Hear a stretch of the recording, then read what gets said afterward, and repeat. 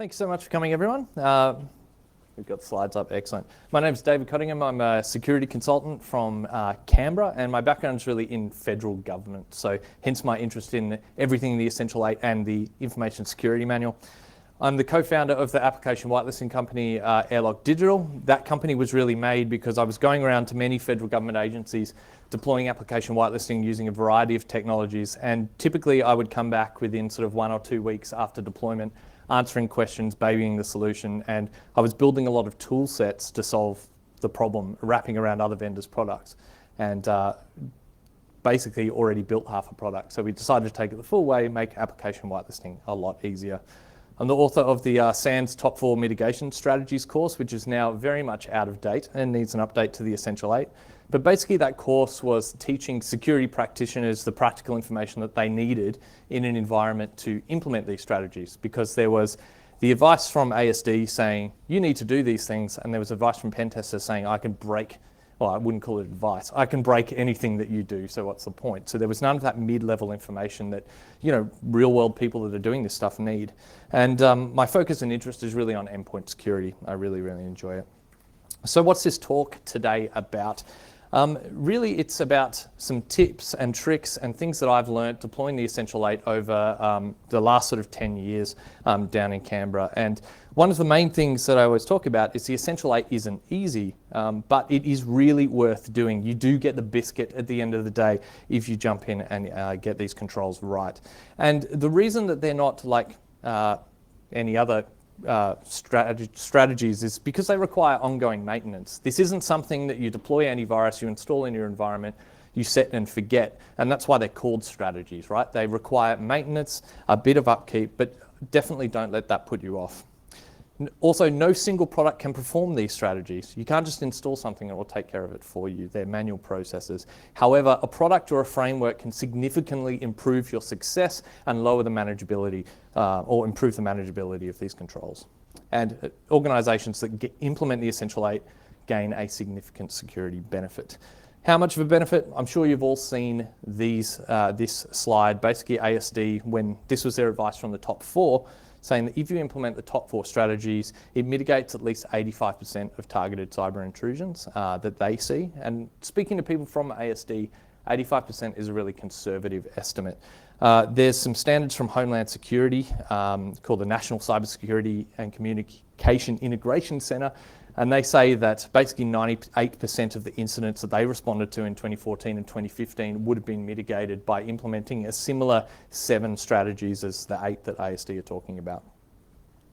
What are they? They're proactive security strategies informed by ASD's operational experience in the field.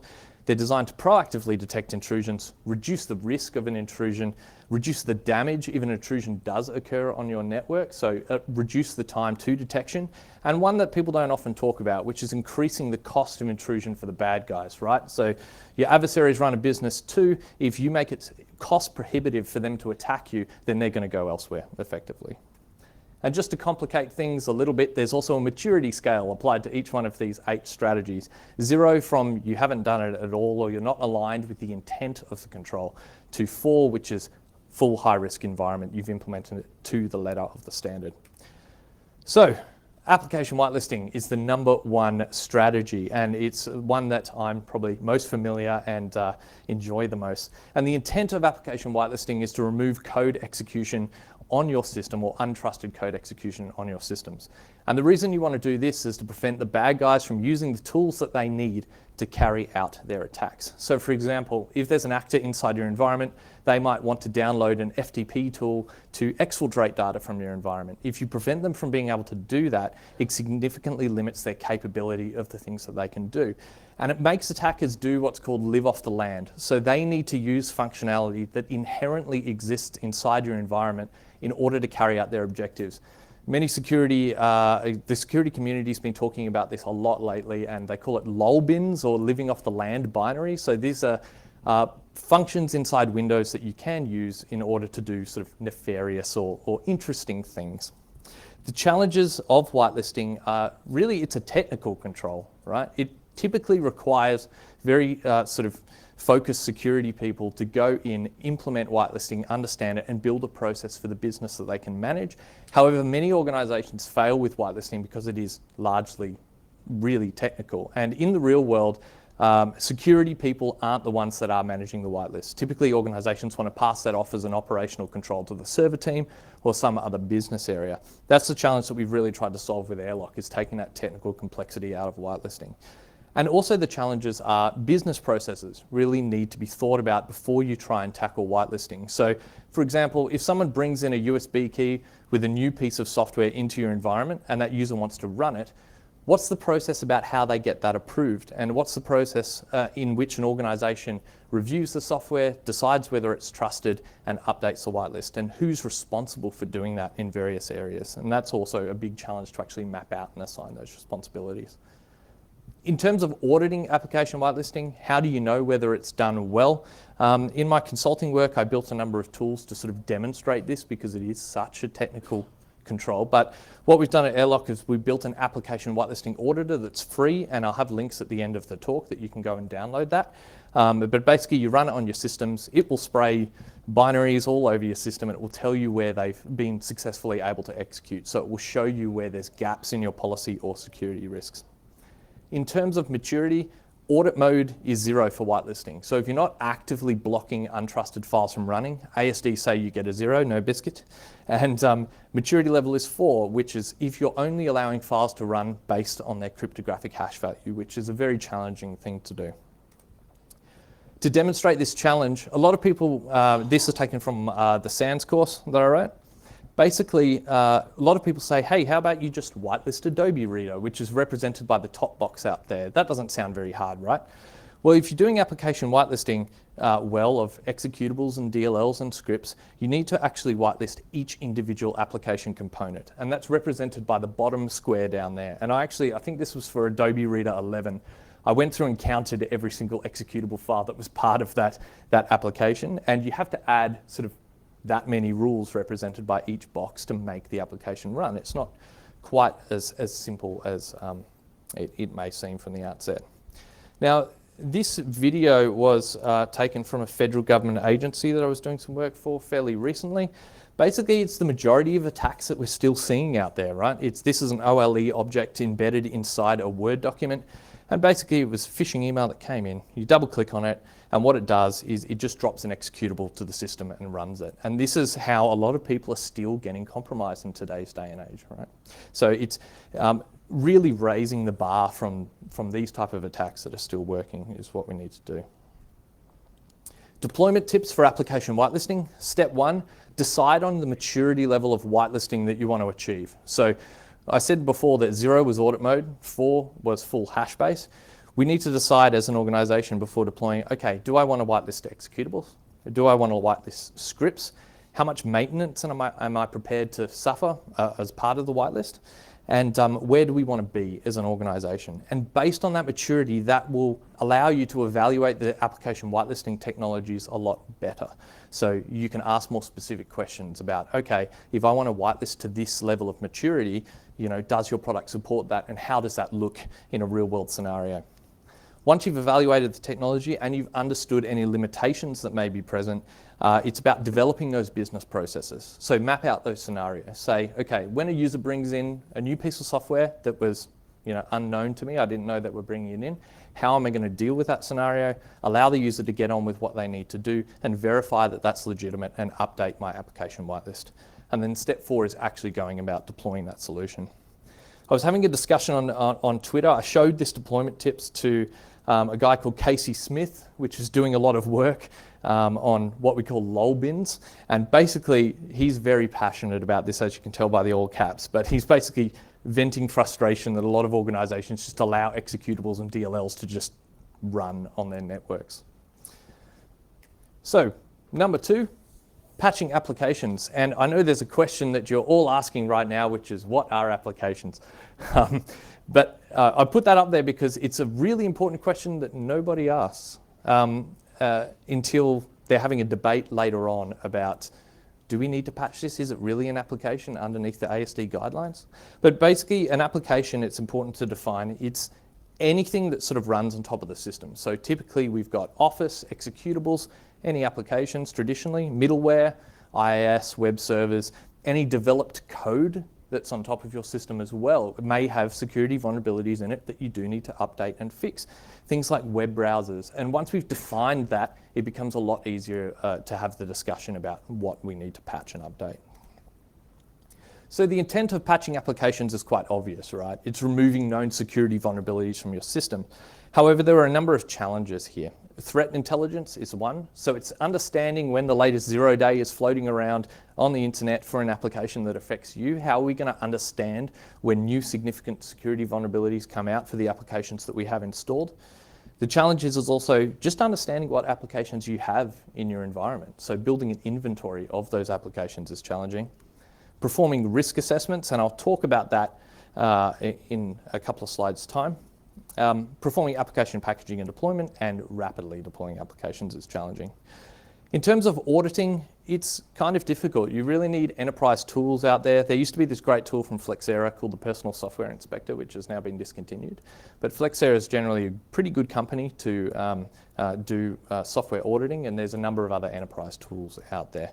But as an auditor, you really want to go in and just do sample auditing of various endpoints within the organization to say, show me a list of what applications you have installed, and then go and check whether they're up to date, things like that. ASD say on a maturity scale that if you patch greater than a monthly basis, you get a score of 0, which is quite harsh. But if you apply a patch within 48 hours, you actually get a maturity level of 3. In terms of a real-world example, this was taken from a federal government agency many years ago now, and basically it was an Adobe Reader exploit that was very, very new at the time. And really, this email and these examples like it are why many of you that may be familiar with the top 37 strategies, why user education went from back in the day from like number 10 down to, I think it was like number 27, which was very contentious at the time. But basically, social engineering and phishing is so good nowadays, you can't really teach users not to click on things. And I know that's probably, some of you would disagree with me on that. But in this case, we had just patched Adobe Reader from a recent vulnerability that was using and were able to not be susceptible to that particular attack. Deployment tips. Step 1, you need to generate or create a vulnerability risk determination policy. And I know that sounds really, really dry, and it kind of is, but this is about making sure that you have a standard process to assess, okay, there's a 0-day that's out in the wild that has remote code execution, and we are vulnerable to it. How do we assess that risk? Know it's really risky for us, and then what has the business agreed is the time frame to patch that vulnerability, right? So if Microsoft releases a critical, it's applied to us, you might have a policy that says we need to patch that within 2 days, or we might say that based on our assessment, we have a month to patch this vulnerability. And what it does, having that in policy before you actually go about this, is basically avoiding those arguments in change control, if you have it in the larger organizations, about why is this so important? You're not really articulating this to the business. So it's making sure that you have a clear, defined way of communicating risk and also the responsibility of timeframes to patching. Step 2, inventory your applications. Understand what applications you have out there in the environment. Step 3, patch intelligence advisory. So it's sort of trying to get information about when vulnerabilities exist for those applications that you have. And if you're not buying a service to do this, a really effective way actually is to just subscribe to basically security response feeds, things like the Microsoft Security Response Center on Twitter, the Adobe Security Research Team, and try and work with your major vendors to understand how do you let me know when vulnerabilities come out and have a process for getting that in. And step 4, deploying your patches. Number 3 is configuring Microsoft Office macro settings. And macros over the last 5 years really increased in prevalence. And basically the idea is to prevent the download and dropping of malware. Macros are pretty much used as a malware delivery mechanism into your environment. And the challenges there is just user acceptance. So it's terrifying as a security person for you to just turn off all the macros across the organization without really understanding how the organization's using macros in the first place, because they're quite well used in the typical business, and so many business areas do weird and wonderful things with them. As an auditor, basically you need to look at the Office Trust Center settings inside the Microsoft Office applications to determine what the macro settings are set to. And also I've written an Office hardening auditing script that's available on my GitHub. The link will be at the end of this presentation. That basically you can run it and it will tell you what the macro settings and postures are of all the different Office applications inside your environment. Maturity is 0 if you have user configurable settings. So if you don't actually enforce macro settings in the registry or via group policy, ASD consider that to be a 0. And the reason being is, even though by default the Office application will say that macros are disabled with a notification, users can just go in and change that. So they consider it to provide, no security benefit at all. And maturity level 3 is macros in trusted locations can execute. And I'll talk about trusted locations. Basically, trusted locations in Office, folder paths or network shares where any document that's inside those locations can execute without any security restrictions. And what the majority of organizations do is they'll go into Office and they'll put in every single file share inside their organization as a trusted location to say that all of the documents, when they're run from here, can run regardless of what all my other security settings are. And it sort of works on this scenario where basically if you receive a malicious email that contains a macro, you double click on it or the user double clicks on it, it's not running from one of those trusted locations, so the macro will be disabled. However, if the user needs it, then they can save that, copy that into their home drive and then run it. Not perfect, but it's unfortunately the best thing we've got in terms of Office security configuration settings. So definitely work with trusted locations because it can allow you to disable macros in some scenarios, even if you're a macro heavy organization.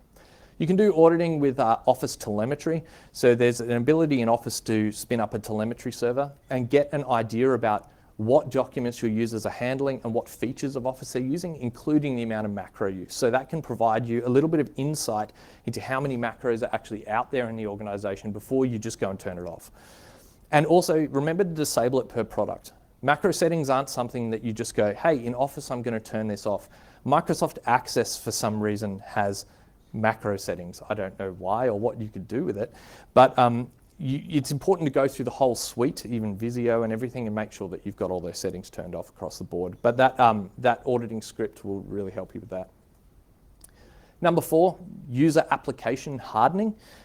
This is basically to configure different products that are inside your organization to reduce the attack surface of applications that load untrusted content.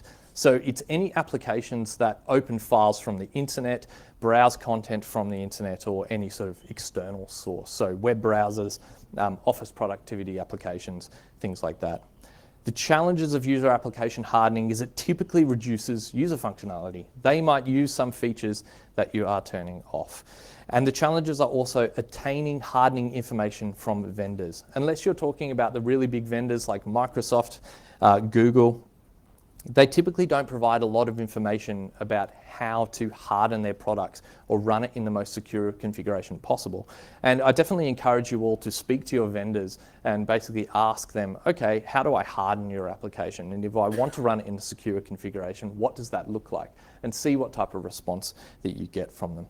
And also, one of the challenges, but also one of the, I guess it's kind of easy in some organizations as well, is blocking advertisements. ASD say that one good thing to harden web browsers is to block all advertising at your proxy, and I'll explain why that is in a second. Auditing, it's really about checking group policy and registry settings. As I said, the hardening script which I've made helps with a number of those products, and also look at the ASD hardening guides that they provide. They provide a lot of guides for Office, Internet Explorer, and a lot of different products. The maturity is if you allow Flash and web adverts to run and Java's in your browser, you get a maturity level of 0. And the reason why they say if you allow web adverts, you get a maturity level of 0 is because advertising networks have, especially in the last 2 years, really been used to deliver malicious content to end computers and users. There was, I think it was about 4 months ago, there was an issue where an advertiser managed to get cryptocurrency, JavaScript miners running on YouTube. So people would go to watch YouTube videos and then their computer would be doing mining through them, delivered through an advertising network. And it's becoming an increasingly big attack vector. Maturity level 4 is you've hardened your web browsers, you've disconnected Flash from the browser, you've got no Java, and also you're blocking adverts. So what I would say for deploying is step 1 is use proxy if you have one to block advertising content. If you don't have a proxy, then maybe try and use some extensions on your browser to actually block advertising from loading. Step 2, blocking Flash and unlinking Java from the web browser. I know it's easier said than done, but Flash is becoming less prevalent all the time. So next time you're doing your operating system refresh, maybe Windows 10, you can try and get that in as a new sort of requirement. Step 3, implement the Office hardening guide if you use Microsoft Office from ASD. And step 4, harden the web browsers based on a lot of the vendor guidance. Chrome, Internet Explorer, and Firefox say there's some good guides out there about how to actually improve the security of those platforms. Number 5, restrict administrative privileges. And the intent of this is to prevent adversaries, the bad guys, from gaining administrative access on your systems in the first place. And can anyone tell me what is an administrator? Anyone? Have a guess? Yeah, anyone with privileged access, which is essentially sort of the same question again. It's like, what is privileged access? And this is something that it's really hard to define. And what I usually define it as with customers is to say that I think an administrator is any account that has the ability to change the configuration of software or systems on your endpoints. So if they can modify your system in some way, then it's administrative access. And if you think of administrative access in that way, it really changes the scope of what is restricted administrative privileges. But it's easy to have a base point like that definition to work from. Challenges are identifying what access is required from users and also the business processes for obtaining access. So it's important to have some sort of defined process in your organization to say, hey, if this administrator is starting and they need access, what access do they need? How do I provide it? And also, how do I review that every so often? And also, there's a requirement from the Australian government that says you need to use separate administrative workstations inside your organisation, which I haven't personally seen done before. But basically, the idea is that you have 2 terminals on your desks, and you have a standard user account and an administrative user account, and you only use the administrative user account on the workstation that doesn't have internet or email on it. The reason being is because if you have one computer with a standard user account, you remote desktop to somewhere else, you type in your administrative credentials. If there's a keylogger on that machine, they're going to capture all that information and get your administrative account anyway. So it makes sense. It's just implementing that from a practical point of view can be quite tricky. And there's a number of approaches that you can do, which are probably a little bit simpler than having 2 physical PCs. Auditing Bloodhound is the best thing that has happened in the last 2 years. And I'll talk a little bit about that in a second. If you're an auditor, you want to look at the business processes. So you want to go into an organization and you want to say, tell me how people get administrative access. So if I was to request domain administrator, what do I need to do to get that access? And also, what checks do you have in place? How often do you review that access? Can you show me your last access review that you've done inside the organization? You can have a look at their privileged access management solution, and that management solution may not be a full-blown product, it may be Active Directory. So have a look at whatever the organization uses to delegate and provide access. And also have a look at their proxy. Make sure that administrators are blocked from gaining access to the internet. The maturity is privileged accounts browsing the internet or email. You get a 0, and if you get a maturity level 3, if you have some sort of privileged access management solution in place, you only grant that access when required, and you perform regular audits of administrative access. So Bloodhound, this is something that a number of extremely talented researchers released at DEF CON about 2 years ago.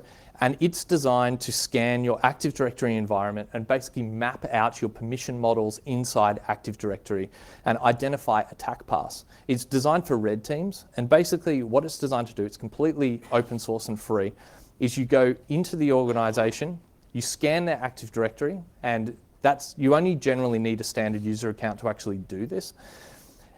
You take all their information from their Active Directory and you go away for 2 weeks and you study all the attack paths and which users you need to attack to get to your particular objectives. It's very visual, and it's free, as I said, and built for red teams. So if you're not using it, the bad guys are.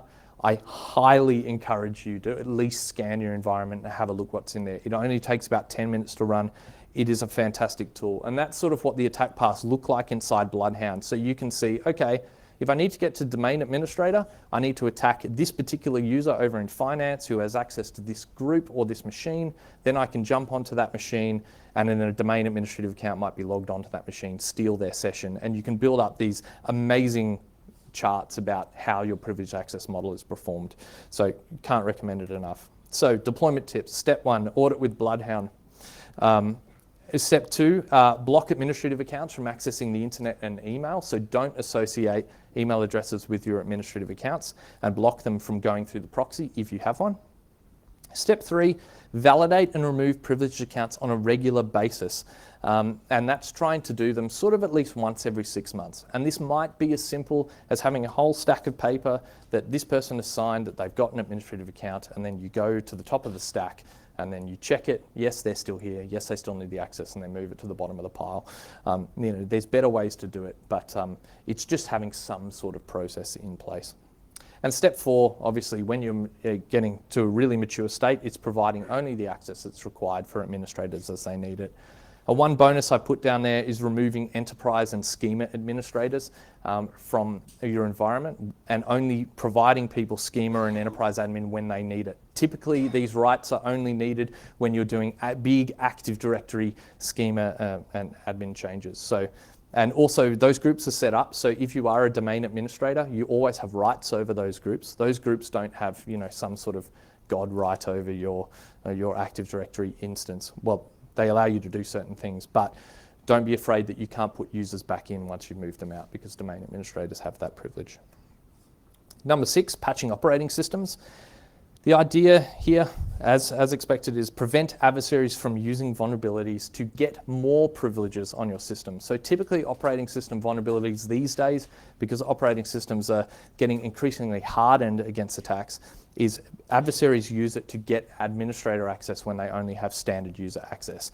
And remove classes of exploits through features. And this can be seen in Windows 10 with all the new feature updates. Microsoft's doing a lot of fantastic work to bring new security features into the actual operating system.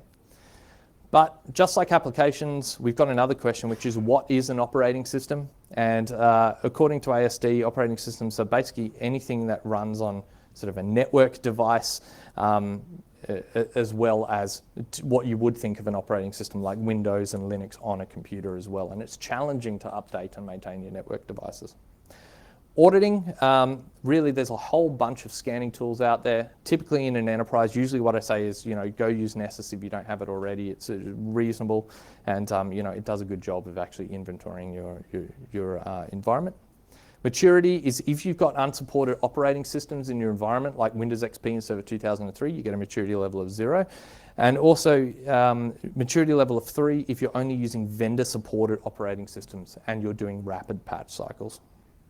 So pretty straightforward, that one. Multi-factor authentication. The intent here is to limit adversary access through credential stealing, right? So if your credentials get stolen from your environment, then it's pretty much game over. There was a situation that I was aware of a number of years ago where an organization got compromised by a state actor. All of their usernames and passwords were completely stolen.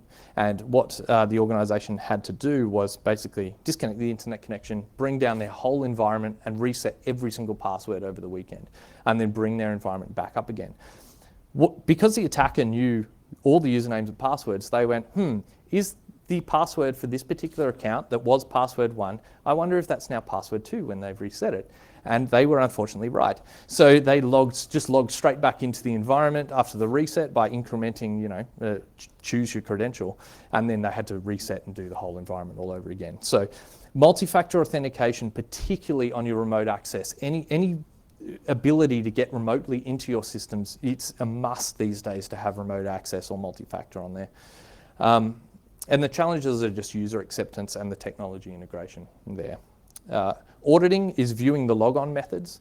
So if you're an auditor, you can go into an organization and say, show me how you access this environment from home. if you can, and making sure they jump through a multi-factor access point. And also ask, okay, if you as an administrator need to do something on your servers, how do you do that? And watch them jump through that process and make sure they hit a multi-factor point. Maturity, you don't use multi-factor 0. 3 is multi-factor for remote access, privileged accounts, and accessing sensitive data. And ASD call out no SMS. And this is something that security community is talking about a lot lately, where we're recognizing that SMS is not a secure out-of-band multi-factor token method for delivery anymore. So we can't use that. Deployment tips. Step 1, enable it for your remote access solutions. Multi-factor is typically very easily natively integrated into these platforms. And then what I would do is have a look at technologies that you can use out there from vendors to actually do your internal systems. Step 3, network design. And what I mean by that is you aren't going to install a multi-factor client on every single server inside your environment. It's just not going to be practical.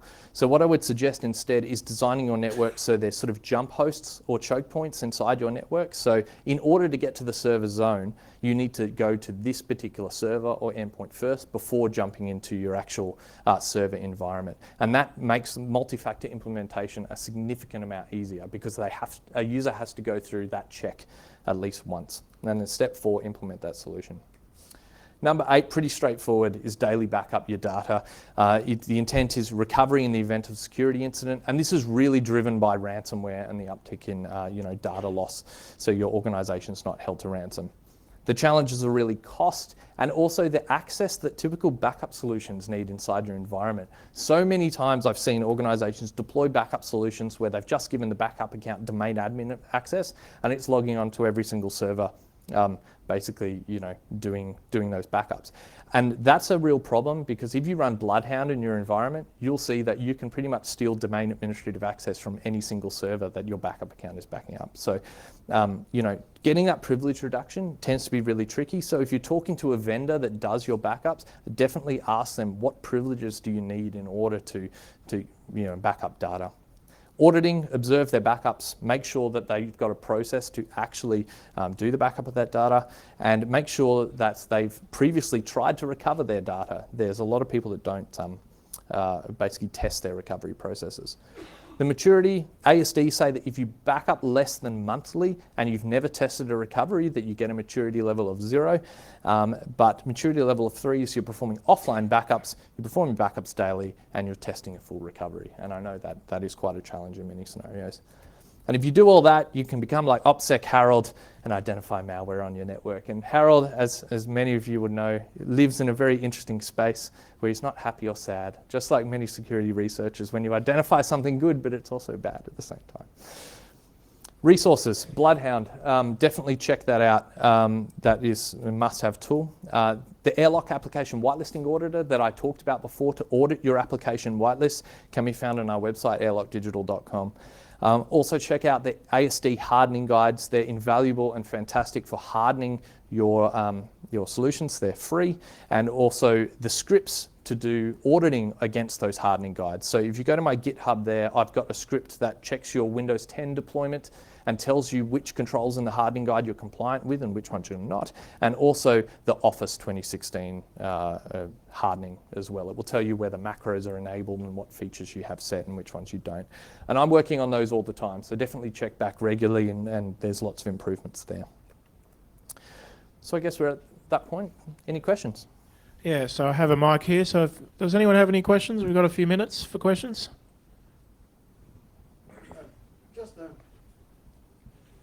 Just a quick one. The evaluated products list lists RHEL 7.1 Yep. with LSPP protection profile. Yes. Well, how does this fit? I'm not seeing much LSPP protection profile at EAL4 Plus out there in the marketplace. Are you seeing any at all? Because everything we've said here was sold 15 years ago with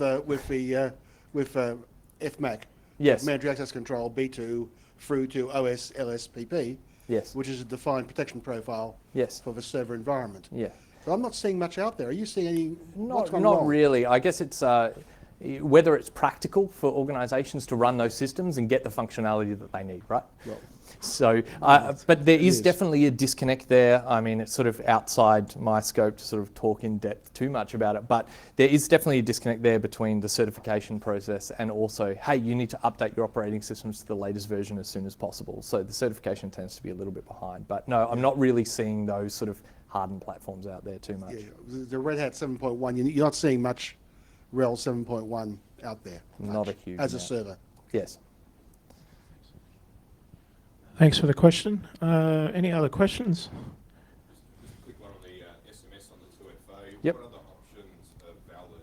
What is it, OAuth on mobile? Yep, yeah, OAuth on mobile is fine because there's push notifications to the actual device, and that's done sort of by a secure channel. So you would need to compromise the device in order to get that OAuth, whereas I think the SMS out of band is really about the vulnerabilities with telcos. So it's the ability to do SIM swaps and, you know, try and get the SMS not from your device but through some other method of porting numbers, and that process is still a bit too sketchy to be a valid method. So anything that sort of delivers the code out of band through another mechanism to the end device and has some validation that that's the user on the other end is okay.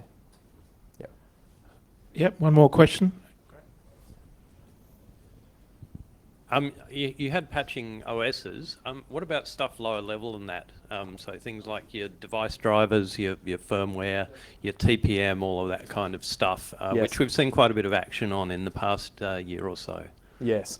Yeah, I think there's no particular guidance about updating that stuff. And I guess as an auditor, most auditors, when they would go into agencies, wouldn't be looking that low level. So I guess it's as a due diligence piece, you know, I guess the whole standard's inferring that, hey, we need to update everything that's at this lower level in terms of whether it will be checked or not. I guess it's about risk, right? So if there is a significant vulnerability in the TPM module that could be exploited remotely and does affect you, then that's when you would say, okay, we're going to adhere to this standard. And that's where the risk management sort of, or vulnerability determination policy that I talked about is really important, because then you can just bundle that under that risk and say, hey, this is critical to us, we need to fix this, regardless of what the nitty-gritty definitions are.